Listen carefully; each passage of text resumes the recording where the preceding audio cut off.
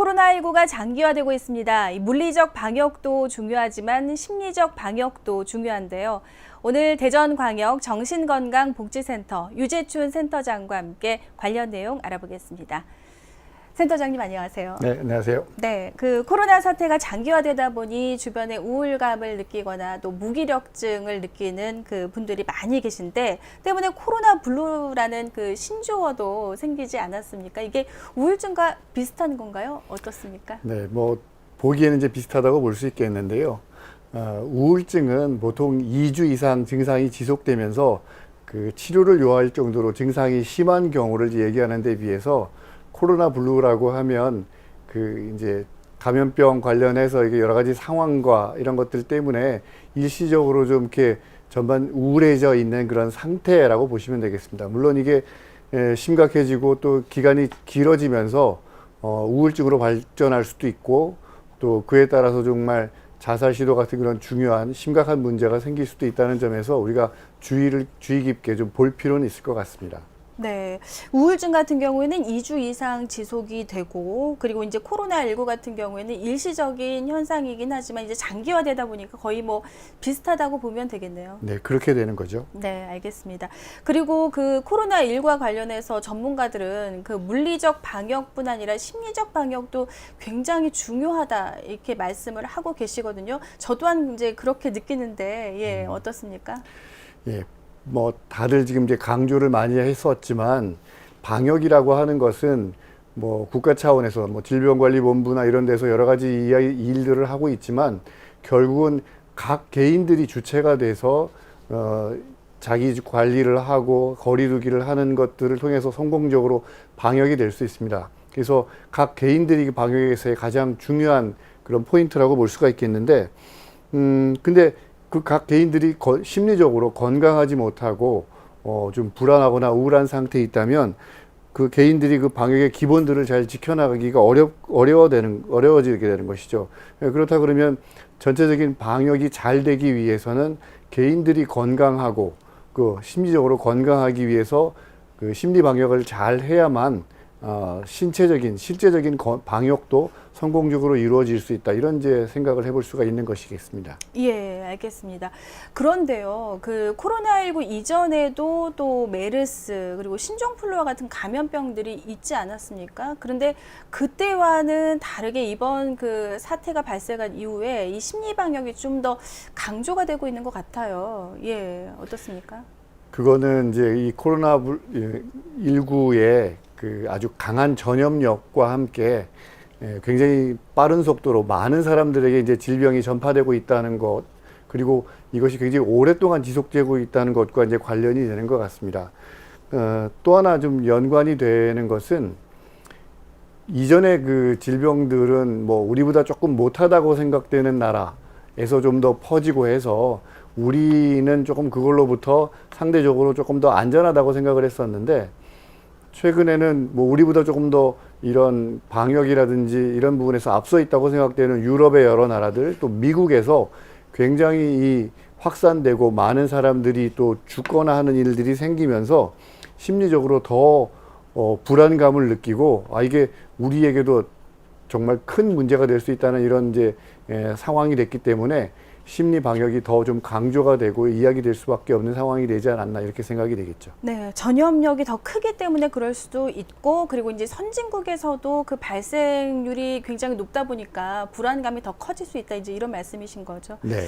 예, 코로나19 사태 전후에 일반인들의 심리 상태가 굉장히 좀 궁금합니다. 이 심리 상담 건수가 어떻게 많이 늘었나요? 어떻습니까? 네. 작년과 비교해서 좀 말씀을 해주십시오. 많이 좀 늘었는데요. 네. 일단 초기 단계에서는 우리가 이거에 대해서 이렇게 좀 불안감을 좀 덜 가질 때 기존에 이제 좀 질환이 있었던 분들, 불안장애나 이런 것들이 있었던 분들이 좀 불안감을 호소하면서 어려워하셨었는데 이게 조금 더 진행되면서 일반 시민들도 좀 불안감이 좀 더 많아지고 좀 걱정들을 많이 하시는 것 같아요. 예. 그래서 말씀하신 것처럼 저희가 센터에서 24시간 지금 정신건강에 대한 상담 전화를 받고 있는데 예. 이전에는 하루 평균 한 300건 정도 지금 상담이 왔었습니다. 근데 최근 추세를 보면 한 600건까지 이 상담 건수가 늘어서 지금 하루에 말씀하시는 거예요? 한 달에. 한 달에. 네, 한 달에 한 300건에서 600건으로 이게 늘어나서 예. 굉장히 좀 늘어나고 있는데요. 뭐 모든 그 상담 오시는 분들이 이제 코로나와 관련된 이야기를 하시는 것은 아니지만 일부 이제 코로나와 직접적으로 관련된 그런 상담을 하시는 분들도 있고 또 그런 게 아니라 하더라도 전반적인 분위기 그리고 사회적 거리두기, 생활 속 거리두기를 하면서 어려움이 커지기 때문에 이런 상담을 필요로 하시는 분들이 많아지고 있겠다 이렇게 좀 생각을 하고 있습니다. 거의 배군요. 300건에서 600건으로 네, 간 걸 그렇죠. 보면. 예. 그 요즘에 이제 가정에 있는 시간들이 많아지면서 그 가족 간이 사실은 좀 더 돈독해져야 되는데 아이러니하게 이 갈등이 더 심화되고 있거든요. 그렇죠. 예, 그래서 이제 부정적인 그런 사례들 좀 많이 있습니다. 사건, 사고들도 이제 뉴스를 통해서 많이 보도가 되곤 하는데 좀 오늘 몇 가지 들어볼 수 있을까요? 예. 그러니까 초기 단계에 이제 그런 얘기가 있었습니다. 이제 특히 유럽이나 이런 나라에서 이제 거리두기를 하면서 이제 외출을 굉장히 제한하고 하다 보니까 가족들과 같이 있는 시간이 늘어나면서 여러 가지 갈등들, 그래서 가정폭력의 신고가 뭐 급격히 늘어나고 이런 문제가 있었는데 그때 우리나라는 오히려 좀 그런 것들이 적었어서 왜 이런가에 대한 분석을 했었는데 그때 이제 우리가 우려했던 것이 우리나라는 가족들이 같이 있으면 이 좀 가부장적인 그런 문화 이런 것들 때문에 오히려 그 가족 폭력이라든지 이런 문제를 신고하기가 어려워서 예. 더 이게 좀 감소하고 이렇게 늘어나지 않는 것처럼 보이지만 실제로는 그런 문제가 더 많을 거다라고 이제 예상을 했었는데요. 실제로 최근 들어서 그런 신고라든지 이런 것들이 조금씩 늘어나고 갈등 상황들이 좀 나타나는 걸 봐서는 우리나라에서도 예외가 아니라서 그 가정 내 그런 문제들이 많이 생기는 것 같고. 네. 근데 이제 그런 것 외에도 대중교통을 이용하시는 경우에 이제 마스크를 착용하든지 이렇게 해야 되는데 뭐 운전기사분들이 그런 마스크 착용을 좀 이렇게 권유하고 했을 때 뭐 과도하게 좀 반응을 하고 예. 뭐 이런 것들로 인해서 문제가 생기는 것들도 좀 나왔었고. 폭력까지 이어지기도 했잖아요. 예, 그러니까요. 그래서 예. 그런 것들이 있었고 또 지하철에서 왜 또 마스크를 착용하지 않으신 분한테 다른 분들이 저 마스크 착용을 권유했다가 또 갈등이 생겨서 또 이슈가 되기도 했고요. 예. 또 최근에는 자가격리자 분들이 자꾸 이제 이탈하는 것들이 생기면서 이게 뭐 경찰에서도 이제 나서서 얘기를 하고 있지만 또 일반 시민들이 그런 분들에 대해서 굉장히 감정적으로 강하게 지금 반발하고 이런 것들이 나타나는 것들이 여러 가지 측면에서 사회적인 갈등 요소가 되고 있다. 네. 좀 조심해야 될 그런 상황이라는 것들을 보여주는 것 같습니다. 모두가 정말 다 민감한 것 같아요. 네, 지금 그런 상황이죠. 예, 네. 사회가요. 예. 이번 사태 속에서 직접적인 영향을 받는 분들도 계세요. 확진자들. 또 그리고 또 자가격리자들, 특히 코로나19 감염으로 가족을 잃은 분들도 계시지 않습니까? 네. 대전 같은 경우에도 이제 사망자가 있었습니다. 그 사망자의 자녀분도 확진이 돼서 좀 안타까운 그런 사례들이 있는데 그분들의 그런 그 심적 고통은 정말 이루 말할 수가 없을 것 같아요. 예, 그 어떻게 해결 방안이 있을까요? 사실은 뭐 완벽한 해결 방안이라고 말하기는 좀 어렵겠는데 우리가 최선을 다해서 이제 그런 분들을 도와야겠죠. 확진자분들은 어차피 대부분 병원에서 이제 치료를 받으시기 때문에 그 치료받는 병원에서 이제 정신적인 어려움에 대한 이제 상담 의뢰를 받아서 이제 치료를 받고 도움을 받으실 수가 있겠고 또 그분들을 대상으로 해서는 그 국립정신건강센터에서 심리 지원이나 이런 것들을 이제 좀 하고 있고요. 이제 자가격리자나 가족들을 대상으로 해서는 이제 기초 지자체 또 보건소와 또 저희 정신건강복지센터에서 그분들에 대해서 심리 지원 물품을 좀 보내드린다든지 전화로 이제 확인을 하고 또 상담을 받을 수 있도록 하고 이런 것들로 해서 지금 도움을 드리고 있는데 사실은 그분들도 굉장히 이제 심리적으로 스트레스를 받으면서 또 개인 정보가 좀 누출되는 것에 대한 또 두려움도 있고 해서 상담 자체도 또 거부하시는 분들도 많아서 참 예. 여러 가지 이중적으로 좀 어려움을 많이 겪고 있는 거라는 생각이 좀 듭니다. 그리고 이제 가장 문제가 그 코로나 때문에 지금 이제 가족을 잃은 그런 유가족들이 생기는 부분인데, 이 경우는 이제 본인들도 이렇게 확진자가 되고 이런 상황이 돼서 이게 도움을 드리기가 참 어려운 부분이 생기는데, 우선은 그분들 자신이 좀 이제 어느 정도 내가 도움을 좀 요청하고 도움을 받아야 되겠다라고 이제 그런 준비를 갖추시는 게 좀 필요하고, 예. 저희가 기존에 그 자살로 사망하신 분들의 유가족을 위한 프로그램이 있거든요. 예. 그래서 그런 자살 유가족을 돕는 프로그램과 같은 이제 프로그램으로 뭐 상담을 지원하고 또 같은 어려움이 있는 분들끼리 좀 이렇게 함께 좀 어려움을 나눌 수 있도록 하는 좀 그 집단 프로그램 같은 거를 만든다든지 이렇게 해서 좀 도와드릴 수 있도록 저희가 준비를 하고 있고, 그렇게 이제 도움을 요청하시면 그렇게 지원을 받을 수 있다고 생각을 합니다. 그런 집단 프로그램들이 있군요. 함께 이게 치유를 근데 받을 아직까지 수 이제 있는? 그런 분들이 많지가 않아서 예. 그분들만 대상으로 지금 아직 프로그램이 진행되고 있지는 않지만 뭐 필요성이 생기면 저희가 그런 것들을 제공할 수 있습니다. 네, 알겠습니다. 그 코로나19가 우리에게 주는 악영향들은 굉장히 많이 있습니다. 먼저 그 감염에 대한 공포가 있고요. 예, 그런 공포의 마음은 그 사회 내에서 혐오적인 그 감정까지 좀 생길 수가 있는데, 이 사회적인 대응 방안이 있을까요? 사실 이런 재난이 있다 보면 우리가 생길 수 있는 조심해야 될 것이 무분별하게 희생양을 만드는 것이 이제 분위기가 생길 수가 있습니다. 어떤 특정한 집단을 대상으로 해서 마치 그 집단이 그 코로나 그 감염 사태의 어떤 원인인 것처럼 뭐 그렇게 이제 몰고 갈 수가 있는데, 그거는 대단히 좀 잘못된 반응일 거라고 생각이 되고, 특히 이제 언론에서 이런 부분을 좀 굉장히 조심스럽게 다뤄주시면 좋겠다는 그런 생각이 들고요. 예. 누구나가 사실 감염자가 될 수 있고 접촉자가 될 수 있습니다. 그래서 항상 나 자신부터도 그런 것들에서 조심해야 되지만 내 의도와 다르게 그렇게 될 수 있다는 생각을 가지고 그런 실제 감염자가 되거나 접촉자가 되신 분들도 나랑 똑같은 입장이라는 걸 생각을 하고 예. 이해를 하고, 그래서 어떤 차별을 없애려고 하는 본질적인 그런 노력을 하면 좋겠다는 생각이 좀 듭니다. 아주 중요한 말씀이신 것 같습니다. 그 현재 정부와 지자체가 지역 방역을 위해서 굉장히 철저히 노력을 하고 계십니다. 그 정신건강 관련해서도 정부와 지자체 차원의 시스템들이 좀 필요할 것이다라는 생각이 드는데, 지금 현재 그 이러한 시스템이 이루어져 있나요? 어떻습니까? 예, 기존에 사실 재난정신건강 시스템이라고 하는 것이 있습니다.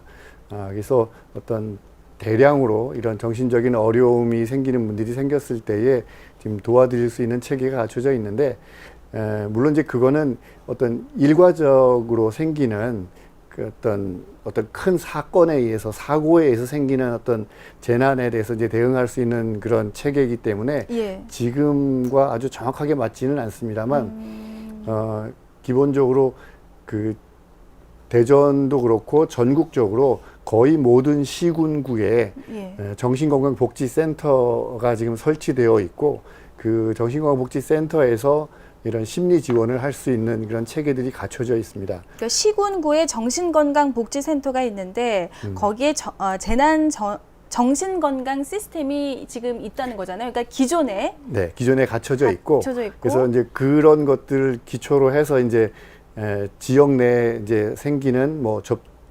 자가격리자라든지 그런 분들에게 좀 도움을 주고 하는 것들이 이제 체계가 있어서 지금 가동이 되고 있고, 그리고 심리 지원 물품을 좀 보내드린다든지 이런 것들도 하고 있고요. 근데 저희가 이제 생각을 하는 것은 초기에 이제 대구 경북 지역을 중심으로 해서 아주 굉장히 빠른 속도로 많은 환자분들이 생기고 했었지 않습니까? 이제 그런 식으로 어떤 문제가 생기게 되면 정말 재난 그 정신건강 지원 시스템이 좀 더 본격적으로 가동을 해서 그런 분들을 이게 전체적으로 좀 수용하는 그런 거를 이제 해야 된다고 생각을 하고, 그런 대비를 사실은 지금 하고 있는 상태라고 보시면 되겠습니다. 이제 갑자기 코로나19가 이제 찾아와서 이제 거의 무방비 상태였어요. 근데 지금 말씀하신 이런 시스템들이 미리미리 좀 갖춰져야 이제 앞으로 다가올 그런 재난에 대처를 하지 않을까 이렇게 생각이 돼요.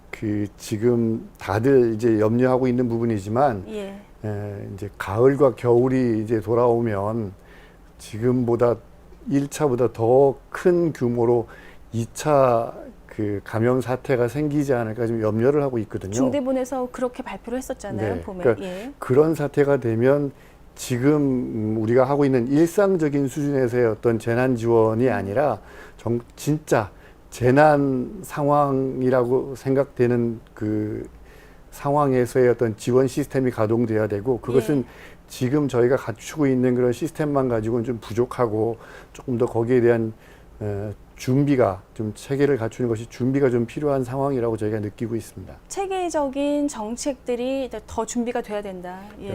뭐 인력이라든지 어떤 그런 지원할 수 있는 준비 같은 것들이 좀 더 갖춰져야 된다는 것이죠. 그렇죠. 알겠습니다.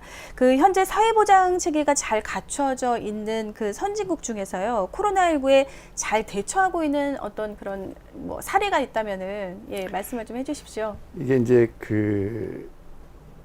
심리 방역 관련해서, 심리 지원 관련해서 이제 좀 말씀을 드려야 될 텐데, 사실은 각 나라들의 지금 상황이 어떻게 되고 있는지에 대해서 지금 정확하게 다 이렇게 보고가 되거나 지금 언론에 지금 잘 나타나고 있지는 않는 것 같은데요. 하여튼 최근에 이제 보도된 바에 의하면 핀란드가 비교적 아주 성공적으로 모범적인 그런 방역 시스템을 가동하고 또 성공적인 결과를 지금 보이고 있다는 것들을 좀 보고 있는 것 같습니다. 정부 차원에서 굉장히 결단력 있게 아주 강한 대처를 하고, 또 국민들은 그것에서 잘 순응을 해서 성공적인 그런 결과를 해서 지금 핀란드 같은 경우는 주변 국가들에게 문호를 이제 개방하는 이런 결과들을 보이고 있는데, 그 과정에서 무엇보다 중요했던 것은 정부와 국민들 간의 어떤 신뢰, 그리고 협조, 이게 아마 가장 중요했던 것 같고, 우리나라에서도 결국 그것이 지금까지 잘 해오는데 굉장히 중요한 힘이 됐고, 앞으로도 굉장히 필요하지 않을까 생각을 합니다. 국민은 정부를 믿을 수 있는 그런 신뢰가 바탕이 돼야 된다. 네. 알겠습니다. 사회가 정말 굉장히 혼란한 가운데 있습니다. 시민 여러분들에게 당부의 말씀 있으시면은 이 자리를 빌어서 말씀을 해주십시오. 지금은 힘든 시기입니다. 조금 참고 조심하면서 이 시기를 좀 잘 지내야 되는데요.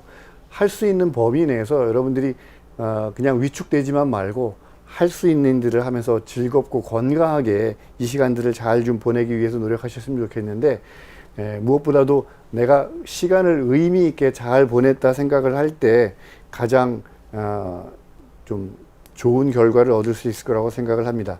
근데 가장 의미 있는 것은 내가 건강하게 지낼 뿐만 아니라 내 주변에 있는 사람들에게 어떻게 하면 내가 도움을 줄 수 있을까를 좀 생각하고 방법을 찾아보시면 그게 가장 의미 있는 것이 방법이 되지 않을까 싶고, 또 그걸 통해서 나 자신도 건강하게 잘 이 시기를 보낼 수 있을 거라고 생각이 돼서 주변 사람들을 서로 위로하고 격려하는 그런 시간이 되셨으면 좋겠다고 바라봅니다.